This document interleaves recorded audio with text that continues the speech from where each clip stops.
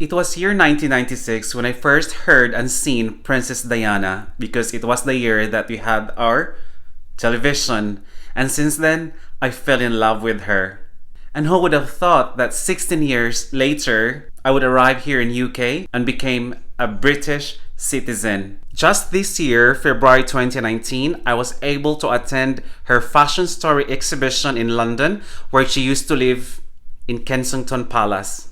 She might not be with us here anymore, but she's always be an inspiration and she'll always be the queen of people's hearts. Diana was a proud ambassador for British fashion around the world. Victor Edelstein was one of London's top designers during the 1980s. Often inspired by historic fashion, this dress features an elaborate Victorian-style bustle. The press dubbed it Princess Style. Catherine Walker started designing for the princess when she was pregnant and needed stylish maternity clothes. They went on to have an enduring partnership, with Walker struck by the princess' ease and modesty.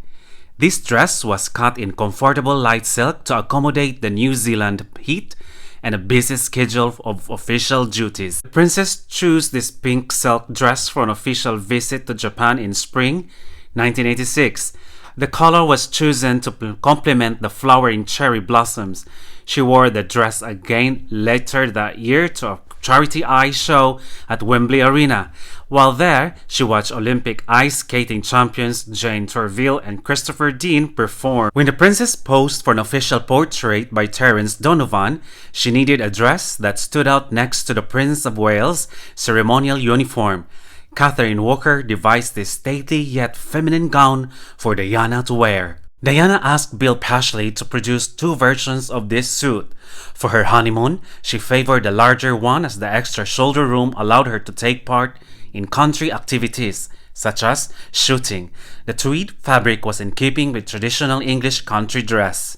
Traditionally, the royal family wear tartan and Scottish dress when attending the Highland Games, and Diana adopted this unwritten royal protocol. She added a contemporary 1980s twist to this tradition with contrasting white collars and cuffs.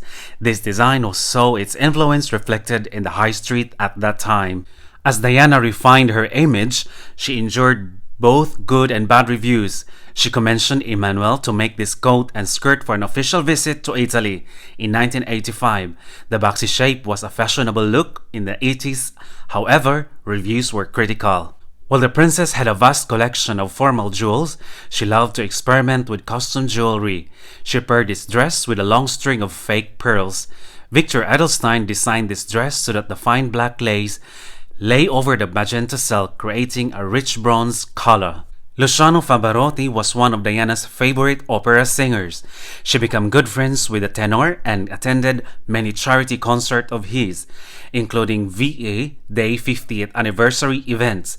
The color of this dress reflects the British Red Cross, and the military-style braid at the waist references the military aspect of the occasion.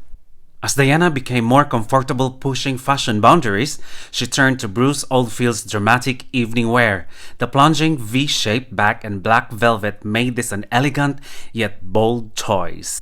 Diana invited the Japanese-born Yuki to design for her visit to Japan.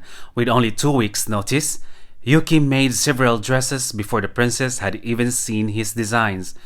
True to her experiment style, Diana completed the look with a contemporary headband.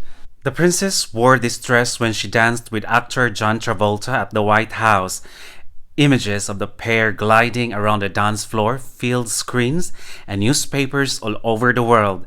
She wore the dress with her pearl and sapphire choker. The princess wore this Catherine Walker cream silk crepe dress during an official visit to Saudi Arabia in 1986. The high neckline and long sleeves respect local customs, while the embroidered falcons make reference to the host national bird. The sequined falcons were added last so that the birds fly unbroken over the seams. Every inch of this dress sparkles with sequins. The spangled gown dazzled under the camera flashbulbs that followed the princess everywhere.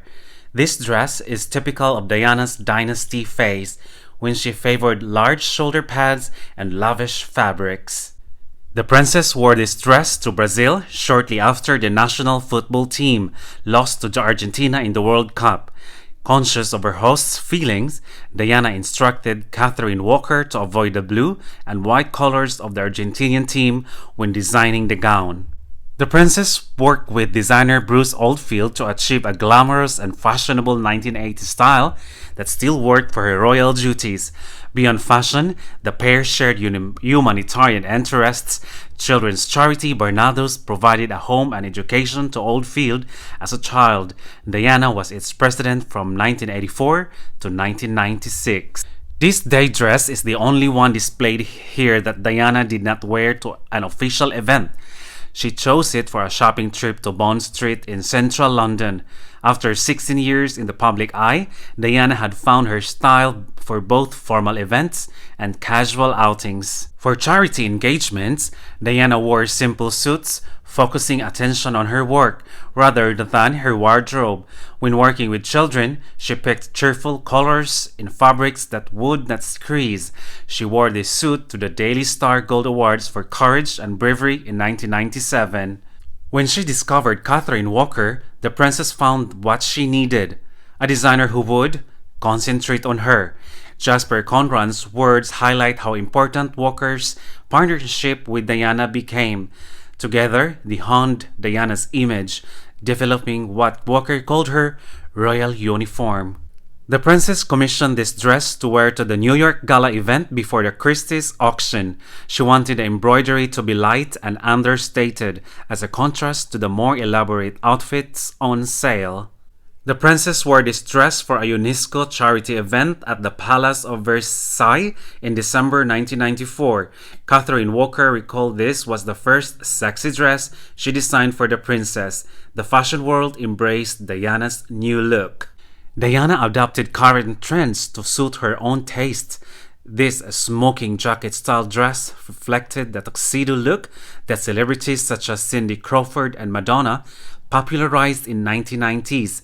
Despite its trendy design, it remained suitable for a formal occasion. As Princess of Wales, Diana had adopted the royal tradition of wearing clothes by British designers. Following her separation from the Prince of Wales, her royal duties ended, and she started to work with foreign designers. The Italian Gianni Versace was a favorite.